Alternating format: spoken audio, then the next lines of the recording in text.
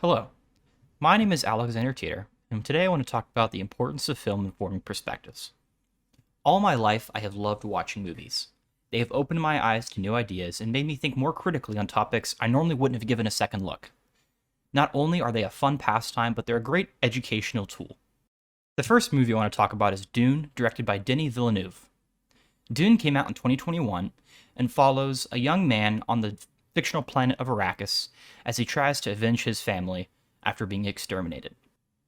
Throughout the movie, we explore topics of people in power, false prophet, and exploitation of people and resources.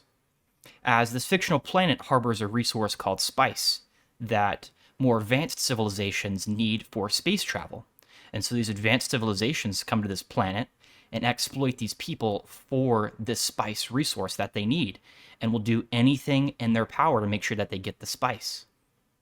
This movie is a pretty bold political commentary on the situation in the Middle East, as the original author of the Dune book, Frank Herbert, he was making a lot of connections between Dune in the Middle East, as Western nations, first world countries, were often exploiting the Middle East for their oil and doing whatever they had to do to justify their wars there to secure the oil.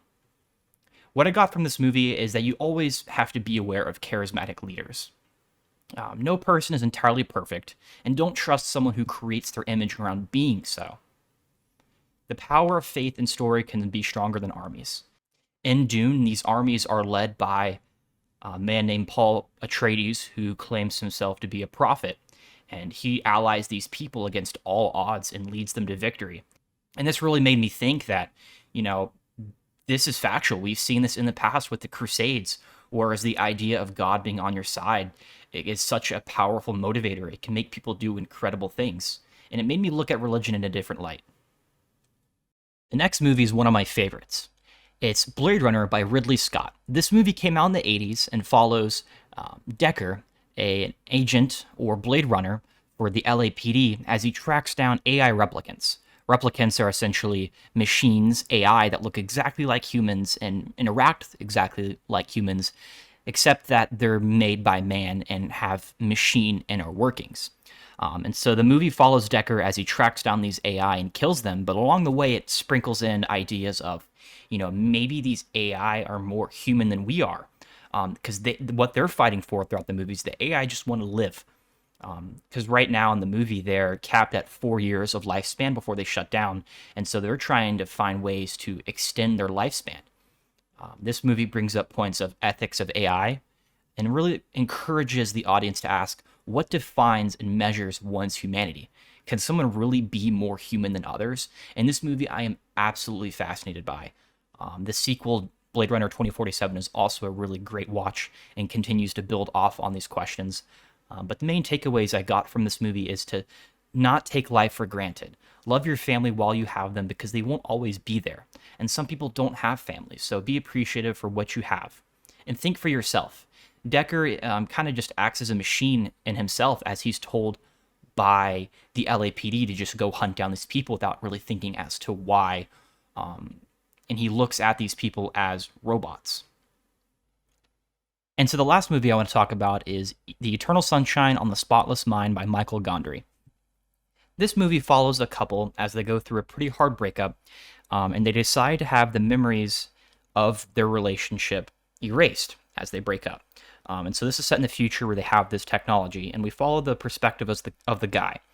And so he goes and has this procedure done, and as part of this procedure, he has all these memories experienced in reverse chronological order as they're erased. So it starts with the breakups, the sadness, and goes back in time all the way to where they first got together in that honeymoon phase. And during this process, he just realizes that he really does love her, but it's too late as these memories are being erased, and he's just forced to relive them as they go away forever. And so the movie ends with the couple no longer remembering anything of the relationship. However, by chance, one day they're able to reconnect without knowing that they already knew each other. And so this movie really makes you think that some people are naturally drawn to each other for one reason or another, that it's just meant to be. Although we may not have one true love, it's possible for someone to be drawn more to one person than to others. And one of the biggest takeaways I had from this movie that I've really lived with and embraced is that bad memories are worth preserving. Pain reminds us that the love we felt was real. And it was just a really powerful movie, and I'm shameless in admitting that I did shed a few tears while watching it. And so you're probably asking why I chose these movies and what I'm trying to really get at here. And it's that film has had a very powerful impact on my life. It can sometimes be like modern day philosophy, some of these movies, and it doesn't apply to all movies. But a good movie can change the way you think about things. And I hope more people start to realize this and go into movies and to dig deeper into them. There's always going to be those surface level movies that are still fun, that have like really basic messages like friendship is good.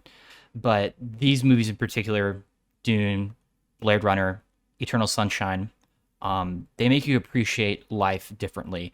And because of these movies, I have adapted just a different way of thinking about things. And because of these movies, I accredit a lot of the ways I look at life to them. So I challenge you the next time you watch a movie to really dig into it and think about the message. And just spend a few minutes afterwards, trying to dig at why the director made certain decisions and how you can apply some of these messages to your life, or at least think differently about something you may not have given a second chance in the past. Thanks for listening.